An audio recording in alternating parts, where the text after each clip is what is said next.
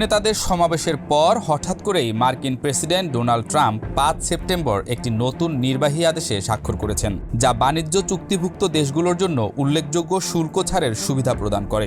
এই আদেশটি ৮ সেপ্টেম্বর থেকে কার্যকর করা হবে এবং এর মাধ্যমে ট্রাম্পের বৈশ্বিক শুল্ক কৌশলে একটি নতুন মাত্রা যুক্ত হয়েছে। নতুন আদেশে ৪৫টিরও বেশি পণ্যের শ্রেণীতে শূন্য আমদানি শুল্কের সুযোগ রাখা হয়েছে। তবে এই সুবিধা কেবলমাত্র সেই দেশগুলো পাবে যারা যুক্তরাষ্ট্রের সাথে পারস্পরিক বাণিজ্য চুক্তি করেছে। হোয়াইট হাউসের এক কর্মকর্তা জানিয়েছেন, এই আদেশটি যুক্তরাষ্ট্রের সাথে বাণিজ্য চুক্তি রয়েছে এমন দেশগুলোর সাথে মার্কিন শুল্ক নীতির সামঞ্জস্য নিশ্চিত করবে।